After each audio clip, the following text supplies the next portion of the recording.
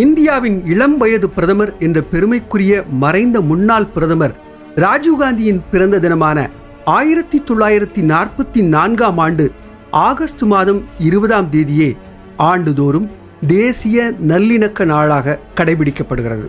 இந்தியாவின் தகவல் தொழில்நுட்பம் மற்றும் தொலைத்தொடர்பு துறையில் புரட்சி ஏற்படுத்தி இளைஞர்களின் ஆற்றல் மீது நம்பிக்கை கொண்டு வாக்குரிமை வயதை 21 18ஆக குறைத்தவர் முன்னாள் பிரதமர் ராஜீவ்காந்தி ஆவார்.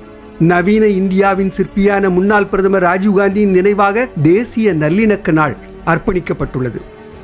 பன்முகத்தன்மையும் வேற்றுமையில் ஒற்றுமையும் தான் இந்தியாவின் ஆகச்சிறந்த பலமாக உள்ளது. சாதி மத இன பாகுபாடுகளை கடந்து இந்தியர்கள் அனைவரும் ஒன்று என்ற உன்னத தத்துவத்தை உலகுக்கு உரக்கச் சொல்லும் நாளே தேசிய நல்லிணக்க நாளாகும். மேலும் இந்நாளில் அமைதி மற்றும் நல்லிணக்கத்துக்காக பாடுபடும் சிறந்த ஆளுமைகளுக்காக ஆண்டுதோறும் 10 லட்சம் ரூபாய் பரிசுத் தொகையுடன் ராஜீவ்காந்தி தேசிய சத்பாவனா விருது வழங்கி கௌரவிப்பது மற்றொரு சிறப்பம்சமாகும். வெறுப்புணர்வை ஒழித்து சகோதரத்துவத்தை விதைப்பதே இந்நாளின் உண்மையான செய்தியாகும். வசந்த் டிவி செய்திகளுக்காக சுபு.